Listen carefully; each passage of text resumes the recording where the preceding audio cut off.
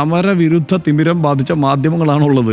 അപ്പോൾ അതുകൊണ്ട് തന്നെ ഇവർ ഈ വാർത്ത മുഴുവൻ റിപ്പോർട്ട് ചെയ്യുന്നത് ആ നിലയ്ക്കായിരിക്കുമെന്നുള്ള ഒരു ബോധ്യത്തോടെ വേണം.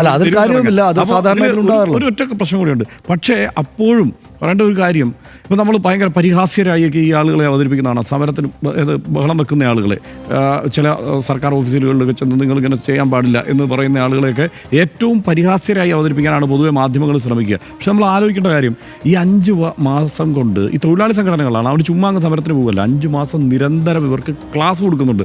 എന്താണ് നമ്മുടെ പ്രശ്നം, നമ്മൾ നേരിടുന്ന പ്രശ്നം എന്താണെന്നുള്ളത്. അപ്പോൾ അവർ ആ പ്രശ്നത്തെക്കുറിച്ച് അത്രവേൽ ക്ലിയറാണ്, അതേക്കുറിച്ച് അവെയറാണ്. അപ്പോൾ അവർ ആ പ്രശ്നം, അവരുടെ മനസ്സിൽ ആ പ്രശ്നമായതുകൊണ്ട് സ്വാഭാവികമായും ഇവരുടെ പ്രതിഷേധം എന്ന് പറയുന്നത് അവിടെ ആ കസേരയിൽ ഇരിക്കുന്ന ആളോടല്ല, അത് സർക്കാരിനോടുള്ള പ്രതിഷേധമാണ്. ആ നിലയ്ക്കാണ് അതിനെ ബോധ്യപ്പെടേണ്ടത്. അതിനു പകരം അതും എന്തോ ഒരു തമാശക്കുള്ള മട്ടിൽ ഒരു കണ്ടന്റായിയാണ് മാധ്യമങ്ങൾ കൈകാര്യം ചെയ്യുന്നതാണ്.